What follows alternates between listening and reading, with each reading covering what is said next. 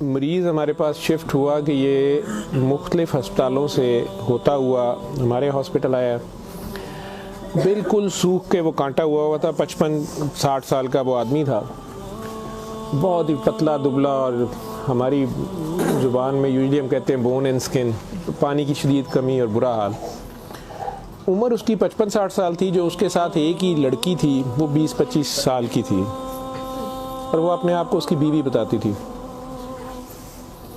मेरे junior doctors ने मुझे राउंड कराया तो उन्होंने कहा जी कि ये फ़लाँ वार्ड से शिफ्ट हुआ है, इसको 4 महीने से शदीद दस्त लगे हुए हैं, ये कुछ भी खाता है तो इसको डायरिया लग जाता है, और इसके सारे टेस्ट हो गए हैं, गैस्ट्रोस्कोपियाँ, एंडोस्कोपियाँ, बायोप्सी, हर चीज़, इसके कुछ नहीं आ रहा, तशखीस नहीं है।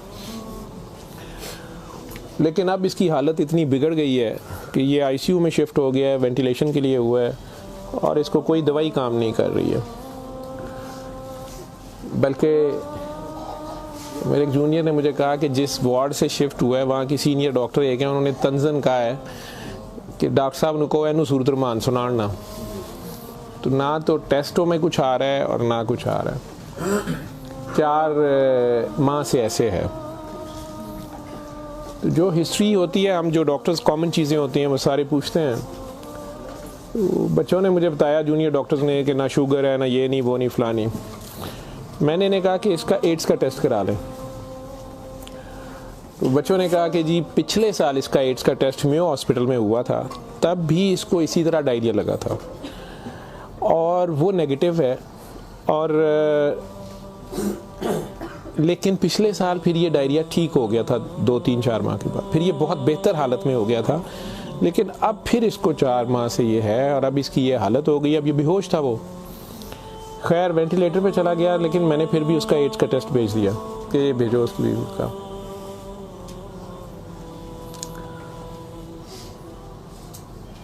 सूरह रहमान हमारे आईसीयू में वैसे ही लगती है, सुबह दोपहर शाम, कई बार मिस हो जाए, दिन में कम से कम एक बार ज़रूर लग जाती है। कोई ना कोई डॉक्टर नर्स ड्यूटी अपनी समझ के इसको लगा देते हैं। वो भी लग रही थी, सारे पेशेंट्स थे। जहाँ तक जितनी मेरी याददाश्त साथ देती है कि तीसरा दिन था तो मेरी जूनियर डॉक्टर का मुझे फ़ोन आया, बड़ा पैनिकी। उसने कहा कि सर ये पेशेंट जो है इसकी हालत तो ख़राब ही है, वैसे ही है, बेहतर नहीं हो रहा ये वाला पेशेंट।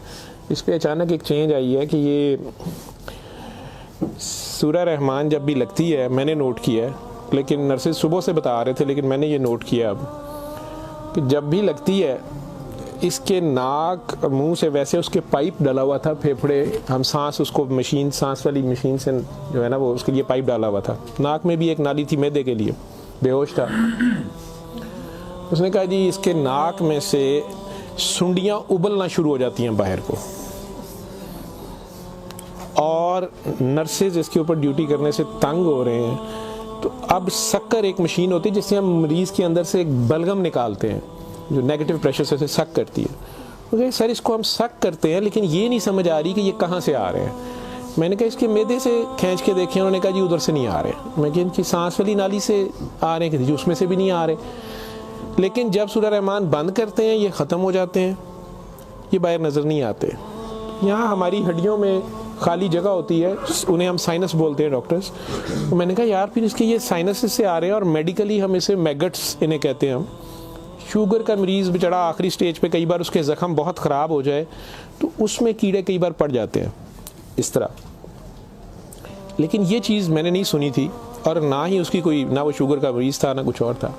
मैंने डॉक्टर साहब से कहा कि आप जो है ना इसका ये तो अब एंटीबायोटिक्स जा रही हैं, सारा कुछ जा रहा है, वैसे इसके एड्स के टेस्ट का पता करें वो कब तक आएगा। तो मुझे लग रहा है कि इसकी क़ुव्वत मुदाफ़ियत कोई नहीं है, और ये कीड़े इस तरह पड़ गए हैं, लेकिन उसके अलावा कोई और रिश्तेदार इसका है ही नहीं है, और वो कोई चीज़ ला भी नहीं रही। दवाइयाँ भी हमने खुद अपने फंड से शुरू कर ली हैं।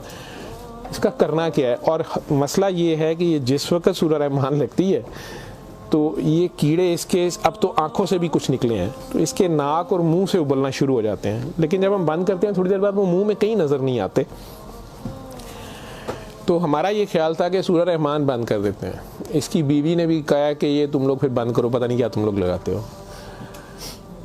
तो वो जो हमारी नॉन मुस्लिम सिस्टर थी, उन्होंने उसे कहा कि मेरी बात सुनो, मुझे नहीं पता इसे क्या बीमारी है, लेकिन वो इसे प्रेयर कहती थी। उन्होंने कहा जब ये प्रेयर लगती है ना, ये कीड़े इसको छोड़ के भागते हैं, ठीक है। तो मैं तो कहती हूँ इसको 24 घंटे यही सुनाई जाओ। जब मैंने ये बातें सुनी तो खैर मैंने कहा कि इसकी बीवी को कहो कि वो रिपोर्ट का या हमें रसीद दे दें, हम खुद अपने तौर पे पता कर लेते हैं। तो मेरे राउंड करने के बाद वो बंदी खुद ही आ गई मेरे पास। तो मुझे नहीं पता था कि वही सिस्टर ने उसकी बिठा के कहीं काउंसलिंग की थी। उसे उन्होंने कहा कि इसको हमें शक है कि एड्स ना हो, कि इसकी कुव्वत मुदाफ़ियत नहीं है, इस तरह कीड़े इसको पड़ गए हैं, कुछ हो गया, शायद कमज़ोरी से हो गया, बीमारी की कमी से हो गया। तो ये उसका हम पता करना चाह रहे हैं। अदरवाइज़ तो जो दवाइयाँ हैं वो वही रहनी है। कुछ तरह की उसने बात की, कहती कि वो डर गई है थोड़ी सी, और वो कहती मैंने बड़े डॉक्टर साहब से कोई बात करनी है। बहरहाल अब मुझे जितना याद है, मैं 1 साल बड़ी सोचा है इसके ऊपर कि मैं इसको बयान करूं या ना करूं लोगों के सामने। उस औरत ने बड़ी खौफनाक कहानी मुझे सुनाई। जब उसे ये डर पड़ा ना कि इसको एड्स ना हो और उसको ना एड्स लग गई हो, अब वो मुझे कहने लगी इधर कमरे में आके कि डॉक्टर साहब ये जो मेरा मियाँ है ना, ये असल में जादूगर है। मैंने कहा आपने तो पहले दिन लिखवाया कि ये रिक्शा चलाता था और रिक्शा ड्राइवर है। उसने कहा जी ये रिक्शा ड्राइवर तो है, लेकिन ये जादूगर है, काला जादू करता है, लेकिन करता कुरान से था। मुझे हंसी आ गई, मैंने कहा कुरान से काला जादू कैसे हो सकता है। बहरहाल टू कट इट शॉर्ट, उस औरत की, हमारे वो डॉक्टर्स ने मुझे, चूँकि वो वीडियो मेरे पास वो सिर्फ पड़ी है जिसमें वो कीड़े प्लेट में, हमारी उसे डिश कहते हैं, उसमें वो निकाल के वो डाल रहे थे। तो मुझे उन्होंने भेजे कि इसका करना ये क्या है। पहली रात जब उन्होंने मुझे मैसेज किया रात को व्हाट्सएप पे, तो वो वीडियो मेरे पास पड़ी हुई है। और उसने मुझे बताया जी कि मैं खुद किसी की बीवी थी, उसकी माँ मुझे बड़ा तंग करती थी और मैं चाहती थी कि ये मेरे अंडर आ जाए। मुझे किसी औरत ने, दूसरी ने बताया, हमसाई ने बताया कि ये खामन तुम्हारा गुलाम हो जाएगा, तुम इसके पास चली जाओ। बाकी तफसीलात में मैं नहीं जाता। जो कुछ उसने मुझे बताया, उसने कहा जी कि ये इसका जादू का तोड़ ही नहीं था और इसका काम लाजमी इसका होता था, ये जैसे भी करता था। तरीकाकार उसने क्या कहा जी, इसने कमरे में अंदर एक गाँव तकिया रखा होता था, उसके ऊपर इसने वो जिस तरह स्माइली होता है, जो मुझे समझ आई कि उसने कोई बुत सा बनाया हुआ था, उस कमरे में ये बिठाता था और वो लोगों को पहले तो कुरान शरीफ भी पता नहीं पढ़ने वो कहता था, कुछ करता था, फिर उनकी बात सुनता था, सारा कर करा के जो मुझे उसका तरीका वारदात समझ आया या जो भी था। उसने कहा जी कि जो गरजमंद होता था ना, वो दीवाना, औरतें बड़ी दीवानी होती थी, ठीक है, या यंग लड़के लड़कियां कि मेरी वहाँ शादी हो जाए, वहाँ हो जाए, औलाद हो जाए, कई लड़के आते थे। तो जो उसने सबसे गंदी बात मुझे बताई, बड़ी फजूल जो उसकी हरकत थी या जो भी, वो इस्लाम तो हो ही नहीं सकता। उसने कहा जी ये उन औरतों को और अपने बारे में उसने कहा कि मैंने भी ये गलती की, मेरे से भी ये गुनाह हुआ, लेकिन मुझे गुनाह सवाब का इतना नहीं पता था। तो ये पहले वो तकिए को सजदा कराता था, खुद उसके पीछे खड़ा हो जाता था, फिर वो कहता था कि ये असल में तुम लोगों पे काला जादू हुआ है, इसको तोड़ने के लिए पता नहीं नूरी बड़ा ज़रूरी है, ठीक है। फिर वो हमें कहता था कि वज़ू करके आओ, ठीक है, वज़ू करके आते थे, वो पता नहीं कौन सी सूरत पर, वो कई सूरतें मिक्स करता था। ये सब करते कराते 1-2 सेशनों के बाद कुछ नहीं लेता था। फिर जो ज़्यादा लोग अपने काम के पीछे दीवाने होते थे, उनको वो बताता था कि इसमें बड़े पैसे भी लगेंगे, ये जान पे खेलना पड़ना है, पता नहीं क्या करना, और तुम्हें भी मेरे साथ करना पड़ेगा, इसमें बड़ा कुछ जो है ना रिस्क है, लेकिन काम तुम्हारा हो जाएगा। वो जो भी उसकी कहानियाँ थीं, जो उसको बाद में किसी और वजह से पता चली, जो मुझे वो बता रही थी कि जी ये औरतों के साथ भी और यंग लड़कों के साथ या मर्दों के साथ भी गलत काम करता था, फिर उन्हें अपना गंद खाने पे मजबूर करता था, फिर उन्हें पता नहीं कौन से कोई आयत, मतलब आयत बनाई हुई थी या कोई नाम था पता नहीं क्या, कि अरबी के जी ये पढ़ के ना तुमने ये मिक्सचर जो है ना, ये हंडिया पकाते हुए थोड़ा सा बीच में गंद डाल देना है और अपने खामन को खिला देना है, या उस लड़की को खिला देना है, या उसको खिला देना है। तो मैं अपने खामन के साथ ये सारा कुछ किया मैंने। अब मुझे बताएं कि जब वो उस बंदे के साथ ही सो गई तो उसके खामन तो वो रहा ही नहीं है ना, तो ना वो मुसलमान रही है, ना वो ये हरकतें सारी। अब उसके बाद बकौल इन खातून के, इस लड़की के, कि जी वो खामन जो मेरा था उसमें तो तब्दीली नहीं आई, उसने मुझे फुल मारना शुरू कर दिया। और मुझे इसकी, मेरे तड़प इसकी तरफ भागती थी कि मैं इसके पास आऊँ। तो फिर मैंने इसके पास वैसे आना शुरू कर दिया कि मैंने तुम्हारे साथ शादी करनी है, मैंने उधर से तलाक लेनी है, मैंने ये करना है, वो करना है। तो मैं उन्हें बताए बगैर इसके पास आ गई। इसके साथ मैं 6 माह रही। इसने कहा कि फिर ऐसे ही रहना पड़ेगा, और इस सारे काम में मैं शामिल हुई। तो इसने वैसे मुझे कहा कि निकाह हो गया है हमारा, कुरान शरीफ पे इसने निकाह किया। उसने कहा हम दोनों की रजामंदी निकाह है, वो पीछे से तलाक लेके नहीं आई, ठीक है। उसके बाद इसको ये डायरिया लग गया। डायरिया लगने के बाद ये कहती है कि जी मेयो अस्पताल में जब हम थे 4 महीने हमें हो गए, और बुरा हाल था इसका पिछले साल। तो ये एक दिन मुझे कहने लगा कि मैं कहता हूँ कि मैं अल्लाह से तौबा कर लूँ, अल्लाह मेरी जान बख्शी कर दे, तो मैं तौबा करूं और मैं ना अब रिक्शा ही चला के उसमें जितनी रोटी रोजी होगी तू मेरे साथ गुजारा कर लेगी, और तू भी वापस चली जा अपने खामन के पास, ठीक है। और उधर से जाके तलाक ले ना ले, और ये निकाह नहीं है, और जो भी उसने कहा कि जी हमने तौबा कर ली बकौल उसके जो उसकी समझ थी। ये कहती है जी मैं वापस गई, मेरे खामन ने फिर मुझे मारा। उसने कहा मैं तुम्हें तलाक दे चुका हूँ, तुम मेरी तरफ से फारिग हो, तुम कहाँ से आई हो, ये आई हो, इतनी देर बाद आई, जो भी आई हो। खैर मैं फिर वापस इसके पास आई। तो ये कहती है कि जी वो मैं कोई 48 घंटे बाद, शायद 2 दिन बाद वापस आई है। देखो मैं अस्पताल थे, डॉक्टर बड़े हैरान सन, पेट से ठीक हो गया सी। उन्होंने क्या दवाई फलानी माफक आ गई है, फलानी माफक आ गई है। तो ये अपने पैरों पर खड़ा हो गया। अगले कोई 10-12 दिनों में उन्होंने छुट्टी दे दी। फिर ये मुझे मस्जिद एक में लेके गया, वहाँ हमने निकाह किया, ठीक है। निकाह किया, ये रिक्शा चलाना शुरू हो गया। तो डॉक्टर साहब 6 महीने इन्हें बड़ी मेहनत की थी, रिक्शा भी चलाया, मैं भी कदे सुखी गिली खांदे सा चंगा भला सी। पर डॉक्टर साहब दुनिया बड़ी जालम है, यदी शोहरत सी दुनिया पिछे पैंदी सी, कहना सी मैं काम छड़ छड़िया है। डॉक्टर साहब हूँ फिर एक बच्ची आई, तो बड़ी सोहनी सी,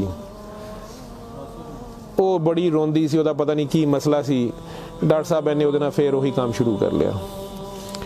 इन्हें फिर वही काम शुरू किया है। मैं इनू पहले कहती रही हाँ, लेकिन डॉक्टर साहब ये पैसे बड़े आते सन। उसके बाद हूँ 4 महीने तो ये इसकी ये हालत है, और अब ये बेहोश है। अब मैं अल्लाह से तौबा करना चाहती हूँ, अल्लाह मुझे माफ़ कर दे, मुझे तो समझ नहीं थी, तो मुझे माफ़ी ले दें, और इसका अब क्या बनेगा और क्या नहीं बनेगा।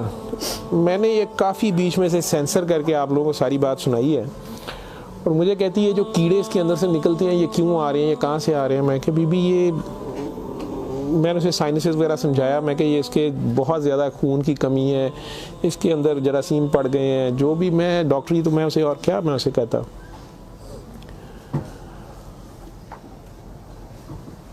और उस वक़्त सारी बात सुना के तो उसने वो रिपोर्ट अंदर से निकाली, और मुझे कहती है जी ये रिपोर्ट में तो इसको HIV की रिपोर्ट थी कि जी वो उत्थे रिपोर्ट वाले मैनू कहा है कि डॉक्टर साहब फौरन जाके दिओ, तो तुसी वो लैबोरेटरी में कहीं पूछती रही। तो उन्होंने कहा जी तुसी उत्थों जाके पूछो।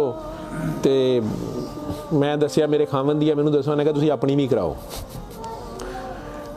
तो डॉक्टर साहब ये रात दी मेरे कोल है, तो मैनू तो नहीं बीमारी होएगी, मैं सूरत रहमान सुन ला। मैंने कहा जी आप भी सुने, 7 दिन सुने, मैं आपको क्या कह सकता हूँ। 1 दिन वो और जिंदा रहा, बंदा मर गया। आखिर तक उसके कीड़े वो आते रहे उसी तरह। जब भी वो सूरह रहमान लगती थी वो ऐसे होता था जैसे उबलते थे बाहर को, नाक से उसके, मतलब वो 1-2 नहीं होते थे कि जिन्हें आप पकड़ के साइड पे कर दें। मैंने बताया ना कि वो शक्कर मशीन रख के, तो उससे वो शक्कर में हम शक करते थे उसको सारा, वो मशीन में जाते थे, लंबी सुनियाँ उसकी नाक से मुंह से। और आखिर में वो औरत भी उसकी डेड बॉडी लेने में भी तैयार नहीं थी। नहीं जी ये मैं इन्हू कितने दबांगी, ये वो। मैं कि नहीं अब इसको, ये तो आप नहीं लेके जाना, हम हॉस्पिटल से हम और क्या कर सकते हैं। अल्लाह जाने कि ये साल पुरानी बात हमारे हॉस्पिटल में रह के गया है पेश। अव्वल तो मुसलमान ना जादू कर सकता है, अगर वो जादू वाला इल्म कहीं से सीख भी लेता है या अपने तरीके से वो समझता है वो जादू कर रहा है, तो वो मुसलमान नहीं रहता। एक चीज़, कुरान को ही लोग मिसयूज़ करते हैं, नापाक हालत में गलत तरीके से बड़ा कुछ करते हैं, और कई बार हम नासमझी में भी अपना खसारा बढ़ाते हैं, हमें समझ नहीं होती और हम कुछ चीज़ें करते हैं। कुरान खुद कह रहा है कि इससे मोमिन के लिए शिफा और रहमत है, और जालिम इसी में से अपने लिए खसारा बढ़ाते हैं। अपनी जान पे जुल्म करना भी जुल्म ही होता है। तो अव्वल तो मुसलमान जादू ना कर सकता है, ना किसी दूसरे पे करवाता है। अगर दूसरे पे भी करवाता वो मुसलमान नहीं रहता।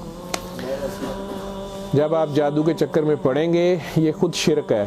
आप अल्लाह बनने की कोशिश कर रहे हैं ना, आप अपनी मर्ज़ी के रिज़ल्ट्स लेने की कोशिश कर रहे हैं, ठीक है, माफुकुल फितरत तरीके से, और फिर उससे ज़्यादा बड़ी बदबख्ती कि अल्लाह के कलाम को मिसयूज़ करके, वो सारा करके, तो वो मुसलमान नहीं रहता। मैंने उस दिन भी बताया था, वो बच्ची अमेरिका से जो फ़ोन कर रही थी आप लोगों के सामने ही, यहाँ मैंने उसे कलमा शहादत पढ़ाया था, उसे दोबारा कलमा पढ़वाया था, क्योंकि उसको पता नहीं था। यहाँ वो आई तो वो उससे यही काम किसी और ने करवाया। वो मुसलमान रह ही नहीं गई हुई थी, और खामन से लड़ाई उसकी चल रही थी, उनका आपस में फसाद हो जाता था, ठीक ठाक प्रॉब्लम में थे। सिर्फ उससे दोबारा से बावजू हो के आप कलमा पढ़ें। ज़िंदगी में अगर ऐसी कभी गलती कर दी है तो अल्लाह से माफ़ी मांगे और दोबारा से कलमा पढ़ के मुसलमान हो। दूसरा, अगर आप में से किसी को वहम है कि आप लोगों पे जादू है, तो किसी बाबे के पास जाने की ज़रूरत नहीं है। ये तो फटाफट आप लोग कहते हैं कि जादू बरहक है, और जी जादू नबी करीम सल्लल्लाहु अलैहि वसल्लम पे भी हो गया था। नबी करीम सल्लल्लाहु अलैहि वसल्लम ने उसको कैसे तोड़ा था, उन्होंने क्या तरीका बताया? एक बार सूरह फलक, एक बार सूरह नास, या आप 3 बार सूरह फलक 3 बार सूरह नास पढ़ लें, जादू ख़त्म हो गया। औज़ बिल्लाहि मिनश शैतानिर रजीम पढ़ते ही ख़त्म हो गया। वैसे तो मुसलमानों पे तो होता ही नहीं है। मैंने सूरह मोमिनून की 89 आयत बार बार रेफरेंस दिया है। मैं किसी बहस में नहीं मजहबी में पढ़ना चाहता। अल्लाह बड़े वाज़ेह तरीके से उसमें बता रहे हैं कि इनसे पूछो, सूरह मोमिनून में 84 से 89 तक, इनसे पूछो कि आसमान और ज़मीन का मालिक कौन है, ये सारा कुछ किसने बनाया? ये फ़ौरन कहेंगे अल्लाह ने। इनसे पूछो तुम्हारी ज़िंदगी और मौत का हर चीज़ कौन फनी, कहेंगे अल्लाह ने। फिर इनसे पूछो फिर तुम कहाँ से जादू कर दिए जाते हो? जब हर चीज़ का मालिक वो है तो फिर ये जादू तुम लोगों पे कहाँ से हो जाता है? ये हमारी अपनी सोच में होता है। 99% लोग तो साइकी के मरीज़ बने होते हैं, और ये असल में आपस की नफ़रत होती है।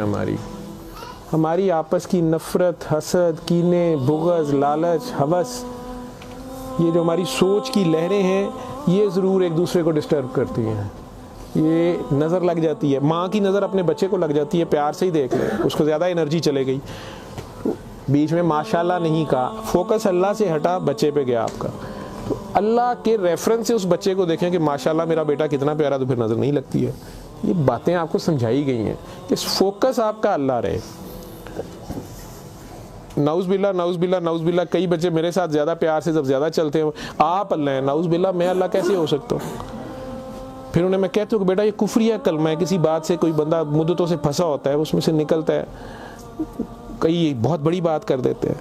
होश के लोग नहीं होते हैं, जब तक होश में नहीं होते हैं तो उस वक्त तक तो उन पे हद नहीं लगती, लेकिन जब होश आ गई है उसके बाद ये बात कुफ्र में आती है, और अल्लाह ये बर्दाश्त नहीं करता। आप नासमझी में भी कर रहे हो, बच्चा नासमझी में भी उल्टी सीधी हरकतें कर रहा हो, तो माँ तो कान पकड़ लेती है, उसने भी उसे सिखाना तो होता है, उसे साबित तो कराएगा, पहचान तो करा के छोड़ेगा अल्लाह कौन है, अल्लाह कहाँ है। ठीक है, आयतुल कुर्सी का मतलब है कुर्सी की निशानी, कुर्सी का इशारा। ठीक, जब आप खौफ की हालत में हैं तो वो पढ़ लें, या आपको लगता है कि हमें कोई मसला ना हो तो पढ़ लें। तो उसका मतलब ये नहीं है कि वो आयतुल कुर्सी के लफ्ज़ या आयतुल कुर्सी के वो आपकी हिफाजत करते हैं। उसका मतलब क्या है? अरब्स को तो पता चलता था पढ़ते हुए कि वो क्या कह रहे हैं, तो वो सारी अल्लाह की हम्द और अल्लाह की शानें बयान हो रही हैं। तो कुर्सी की बात तो हो रही है कि कुर्सी ज़मीनों आसमान पे हर तरफ वो है, तो असल में तो कुर्सी वाले की बात हो रही है। तो जो कुछ करना है कुर्सी वाले ने करना है। तो अगर कुर्सी वाले से आपका ध्यान हट गया, ठीक है, तो आप कुर्सी की पूजा शुरू हो गए, तब भी फंस गए आप।